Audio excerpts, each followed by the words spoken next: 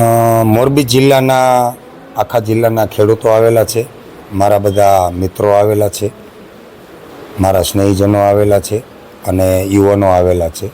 તમામ જ્ઞાતિ જાતિના મિત્રો અહીંયા આવેલા છે અને પારણા કરેલા છે, બધાની લાગણીને માન આપીને. કાલે કંઈક ખેડૂત સમિતિ તમને પારણા કરવા આવ્યા હતા, ત્યારે તમે પારણા ન કર્યા, શું કારણ છે? કાલ રોજ સમિતિના જેતપર ખેડૂત સમિતિના સભ્યો બધા આવ્યા હતા પારણા કરાવવા હોસ્પિટલ, પરંતુ મારી ક્યાંક ને ક્યાંક લાગણી દુભાણી હતી કે સ્ટેજ ઉપરથી એક મિત્રએ વિવાદાસ્પદ નિવેદન આપેલું હતું અને લાગણી દુભાય એવા શબ્દ પ્રયોગ કર્યો હતો. એટલે થોડું દિલમાં લાગી આવ્યું કે 1 મહિનાથી જે જગ્યાએ આપણે તપ કર્યું છે, મહેનત કરી છે, ખેડૂતો માટે લડત કરી છે અને ત્યાંથી કાંઈક દુઃખ થાય એવા શબ્દોનું વર્ણન થાય તો સ્વાભાવિકપણે દિલ ઉપર લાગી આવે. તો મને થોડું, હું લાગણીશીલ માણસ છું અને આશાવાદી છું, તો મને થોડું વધારે લાગી આવ્યું હતું.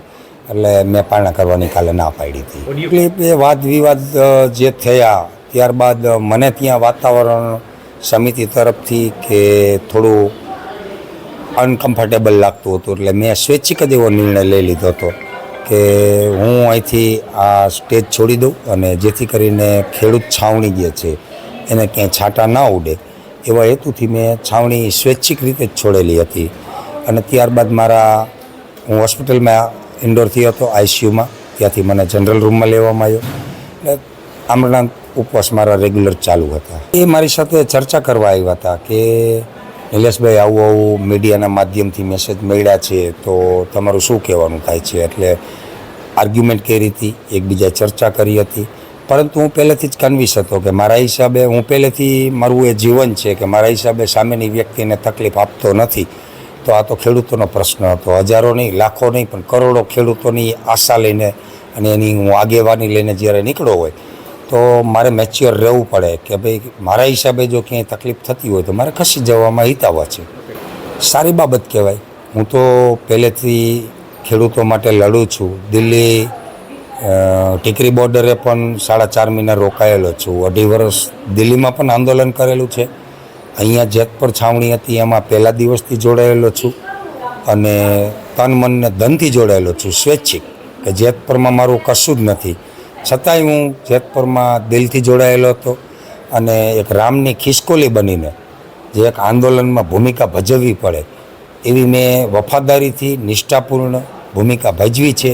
એ ગુજરાતના તમામ ખેડૂતો જાણે છે અને આવનારા પાર્ટ 3માં જે ખેડૂતો આયોજન કરી રહ્યા છે આખા ગુજરાતનું, બહુ સારી બાબત કહેવાય. આજે ગુજરાતની અંદર ખેડૂત જાગૃત થઈ ગયો છે, એક થયો છે, એકજૂથ થયો છે, સંગઠિત થયો છે અને આવનારા સમયમાં હજી જે માગણીઓ ઊભી છે એના માટે નવું સંગઠન બનવું જરૂરી છે.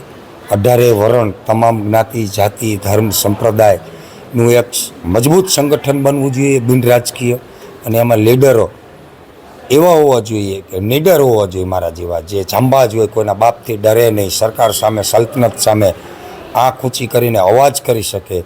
જોખેલું બોલવાવાળાથી આંદોલન થતા નથી. એટલે ક્યાંક ને ક્યાંક ઘણી બધી શંકાઓ થતી હોય છે, પણ જ્યારે લીડર તમારો નીડર હોય છે ત્યારે એને સાંભળવા માટે કે એના પ્રેઝન્ટેશનની રજૂઆતો લેવા માટે લોકો આવતા હોય છે અને લોકોનો જૂથ એક વિશ્વાસથી સમૂહ બનતો હોય છે. તો ક્યાંક ને ક્યાંક ત્રીજા ચરણ પાર્ટ 3 થવા જઈ રહ્યું છે, તો વેલ એન્ડ ગુડ કહેવાય. મારી જ્યાં પણ જરૂરિયાત લાગશે કમિટીને, હું કમિટીમાં રહેવાનો પણ આગ્રહ રાખીશ જો મને સ્થાન મળશે તો. અને જો સ્થાન નહીં મળે અને કમિટી પોતે કાંઈ નિર્ણય કરશે અને કમિટી પાર્ટ 3 ચાલુ કરશે તો એમાં પણ હું મારી ભૂમિકા નિષ્ઠાપૂર્વક ભજવીશ.